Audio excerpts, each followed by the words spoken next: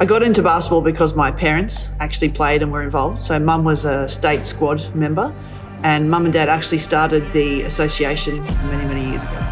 I think any athlete who gets asked about what their favourite moments are very rarely talk about actual games, but more talk about the experiences that they've had, friends that they've made. Those type of memories are the greatest things that come out of a career. You know, I've got a couple of tables full of friends who have come to be a part of this evening, and it's all the memories I have with those which are probably more meaningful to me than individual games or results or awards.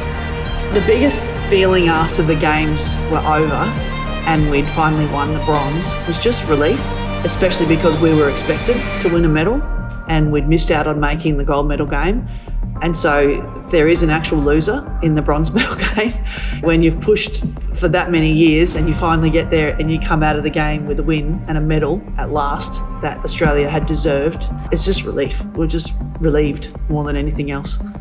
For me, I actually had two cracks at playing for Australia. First, I made it as a 17-year-old and we did overseas trips, but I didn't go to a World Champs or an Olympics. So that was one experience of being introduced when I was really young and very naive. The second experience was coming in when I was much older and I was a professional player, and I had the goal to make that team for a couple of years before I did. It was just a project of learning how to consistently deliver so that you could be selected in such a team. I was really lucky. I was one of the athletes who came out of Perth and went into the AIS. And when I came out of the AIS, my era was the first era that could come back and play National League in Perth. So when I first came to Perth, it was the first year that what we would call the Perth Breakers played in the WNBL. We often did road trips of 3 or 4 games to make sure that we could get through our schedules with the least costs. Of course, that improved as the years progressed. But it was really exciting to be part of something in my home state. Like I'm a West Australian to the core, a country WA basketball girl, and really was super proud to play in my home state.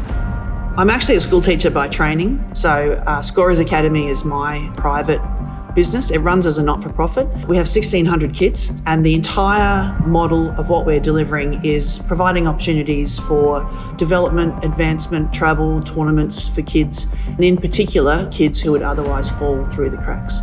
So I was lucky. My dad always earned a reasonable amount of money. My mum was willing to do all the hard work of all the trips. And between the two of them, I never missed out on any opportunities.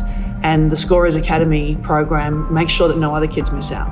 So we provide full scholarships to kids who are in socioeconomic challenged.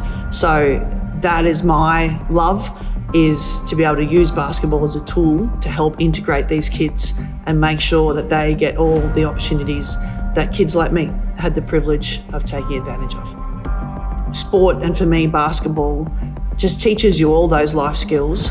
The level of self-control that you learn through those periods by being challenged and learning how to handle yourself, your willingness to set a goal and then work towards it, all those things that just put you in really great stead to have a really fun life, have a really good existence as an adult.